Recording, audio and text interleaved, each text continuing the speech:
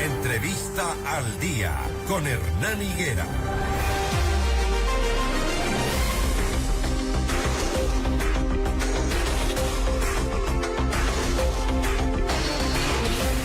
Las 6 de la mañana con 23 minutos, 6 de la mañana con 23 minutos, los 4 principales ríos de Cuenca, Tarqui, Machángara, Yanuncay y Tomebamba, atraviesan una de las sequías más graves en años, lo que se refleja en sus caudales, ¿no? Hemos visto los ríos completamente secos y desde julio viene esta situación arrastrándose hasta que en estos días, pues en algo han recuperado sus caudales. Ese es uno de los síntomas del cambio climático.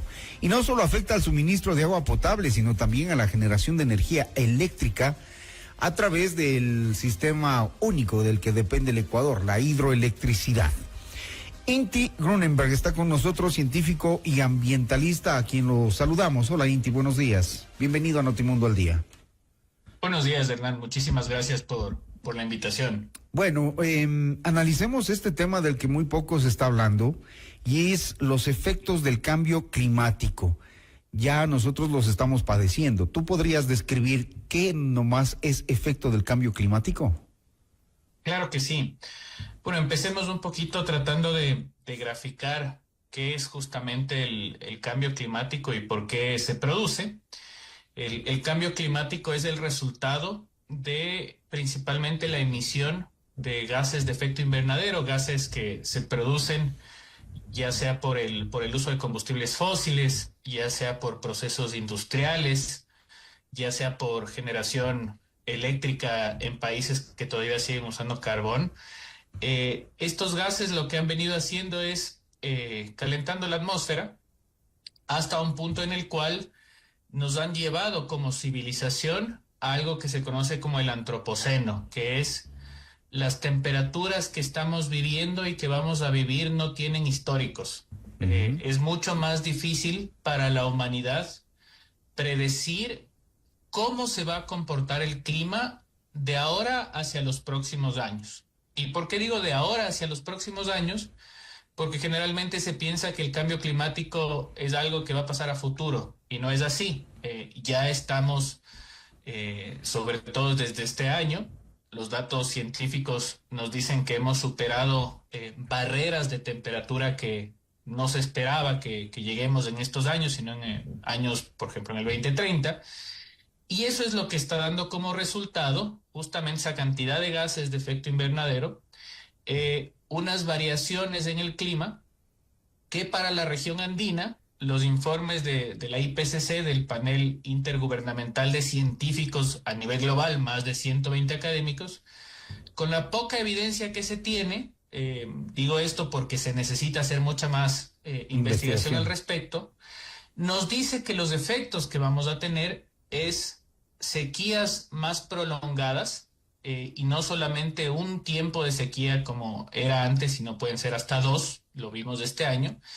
Y cuando se den lluvias de mayor intensidad. Más corto el plazo, pero de mayor intensidad. Entonces, eso es lo que estamos viviendo este año. Y lamentablemente el Ecuador es un país poco o nada preparado para los efectos del cambio climático que estamos viviendo y que se nos van a venir. Puede sonar exagerado o quizá catastrófico el impacto del cambio climático. Me refiero al tema de lluvia, sobre todo, que es lo que estamos esperando, que es lo que ya hemos empezado a registrar en estos primeros días de diciembre, que están pronosticados así. Tenemos que estar alertas porque también el nivel del océano está creciendo. ¿Y qué pasa y qué están haciendo las autoridades, por ejemplo, en las provincias costeras? Ahí entramos justo a lo más importante que tienen que hacer las sociedades, que es la adaptación. Todas las sociedades tienen que prepararse para adaptarse hacia los efectos de esta nueva realidad que ya la estamos viviendo. Naciones Unidas, justamente un informe decía que los países que no tengan planes sólidos de adaptación a los efectos de cambio climático están condenados al fracaso. Así de claro y directo. ¿Y eso qué significa para países como el Ecuador? Primero, que si vamos a tener un tiempo de sequías más altas, Ojo que esto no significa que es todo el Ecuador al mismo tiempo. El Ecuador tiene distintos efectos. En ciertos sectores llueve, en otros sectores se tiene sequía. Entonces, en el tema hidroeléctrico, por ejemplo, justo lo que se tiene que hacer en función de un plan que existía, este Plan Nacional de Electrificación, es tener distintas centrales hidroeléctricas en distintos puntos del país, distintas regiones, para justamente poder mitigar en ese sentido los efectos que se pueden dar si es que existen sequías en otros sectores. Y en los casos extremos, cuando se dé una sequía imprevista que sobrepase la capacidad instalada del país, se debe tener energías alternativas adicionales. Solar tiene una potencialidad enorme para diversificar el tema energético. Y en último de los casos, los sistemas termoeléctricos, que es el backup del sistema eléctrico nacional. Entonces, hacia allá hay que ir, pero todavía nos falta mucho para llegar hacia allá. No solamente el tema eléctrico, hay algo que es de grave preocupación, que es el tema, y que ya estamos empezando a escuchar, el tema agrícola, que es la escasez de agua en las ciudades, ¿no? Entonces, tenemos que empezar a trabajar en almacenar agua cuando tenemos época de lluvia. Vamos a tener que entender que en una época del año necesitamos acumular agua para poder usarla, porque en otra no la vamos a tener. Y empezar a cuidar también todo lo que son cuencas hídricas. Hay tanto por hacer, mi estimado Hernán, tanto por hacer y tanto que no se está haciendo, que en realidad es muy preocupante. Todavía hablamos del cambio climático así como si fuera algo muy lejano, ¿no? Y lo peor es que ya lo estamos viviendo. En la economía de los países esto también tiene su impacto. En el caso del Ecuador se alerta de que sufriría graves impactos en su economía, como por ejemplo, hasta el 2050 se podría reducir el Producto Interno Bruto per cápita en un 4%, se podría también tener como impacto importante lo que pasaría en el sector agrícola por la falta de agua e incluso la afectación al tema de la producción de energía, como bien nos explicaba Inti Grunemer. Pero en el tema alimentario, eso es, digamos, de mayor preocupación, Inti.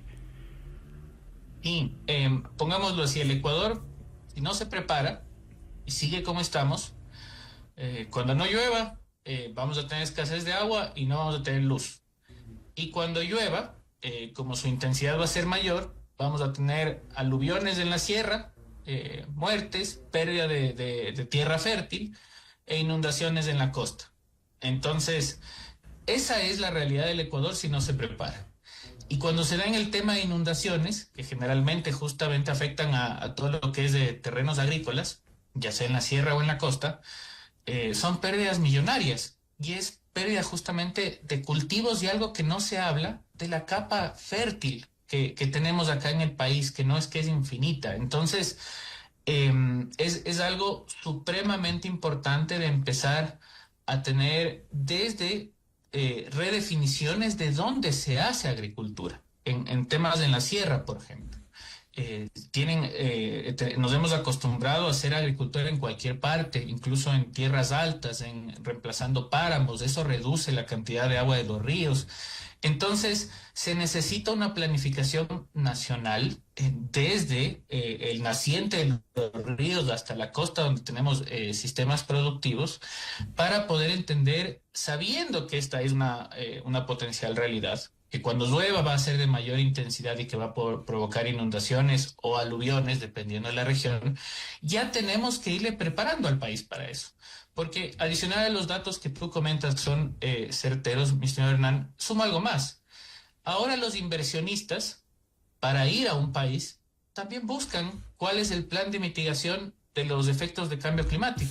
Yo no voy a invertir en un país, por ejemplo, en temas de agricultura, si es que mi inversión se va a ir en una lluvia por una mala planificación de un Estado. Entonces, la realidad del Ecuador es muy compleja. Estamos a tiempo, no estamos tarde, pero tiene que ser un plan sostenido de corto, mediano y largo plazo que sobreviva cualquier vaivén político. El soportar y el generar planes de mitigación de efectos de cambios de cambio climático no tiene ni color, ni bandera, ni ideología, ni de izquierda, ni de derecha. Esto tiene que ser algo que deba ser sostenido, bien diseñado y adaptado solamente en función de las realidades y de los datos. Y claro, entonces, ahí es el llamado a las autoridades que no podemos ser un país improvisado en estos tiempos. Ojalá. Ya no da la escuchen, realidad global. ojalá nos escuchen las autoridades, pero también ojalá nos escuchen los ciudadanos. Tú decías, Ecuador todavía está a tiempo. Y cómo, por ejemplo, el oyente que está este rato en su vehículo, que está este rato escuchándonos en su casa, los estudiantes que van camino a la escuela, a la universidad, cómo ayudan a que el Ecuador tenga la oportunidad de cambiar su futuro. Por ejemplo, tú posteabas algo en la red social X y decías, estamos a tiempo de, por ejemplo, manejar los residuos plásticos, propender a que se reduzca su producción, a que vayamos al supermercado llevando nuestra propia funda o al mercado llevando nuestro propio recipiente para que ya no nos metan plástico en casa. Esa es una medida que podría coadyuvar, ¿verdad? Por supuesto. Para quienes nos escuchan, entendamos que hay tres grandes crisis. La crisis de cambio climático, en donde tenemos que revisar que los estados y los gobiernos y quienes buscan representarnos tengan planes sólidos y ese plan se mantenga en el tiempo. Tenemos que estar muy atentos. La segunda crisis, que esa es directamente hacia nosotros y que puede afectar a la primera, es la pérdida de la biodiversidad. El Ecuador está perdiendo muchísima biodiversidad, producto de efectos como la minería ilegal y otros factores. Entonces, eduquémonos sobre el tema, escuchemos qué es lo que está sucediendo y tratemos también de generar opinión y soluciones al respecto. Y la tercera es la contaminación por plásticos, que justamente ahora se está debatiendo el Plastic Treaty, que es un mecanismo legalmente vinculante para todos los estados. Se está discutiendo en Busan, en Corea del Sur, donde vamos a definir como humanidad cuál va a ser nuestro plan para poder enfrentar este problema de la contaminación por plásticos. Y ahí viene justamente lo que tú cuentas, de el tener conciencia de nuestra huella ambiental, de cómo nuestras acciones generan ya sea gases de efecto invernadero, ya sea productos que no están cuidando el ambiente, la biodiversidad, o generan mucha contaminación por empaques o plásticos. Eso es justamente lo que tenemos que empezar a cambiar. Tenemos que empezar a darnos cuenta de que hay que reducir nuestra huella de contaminación.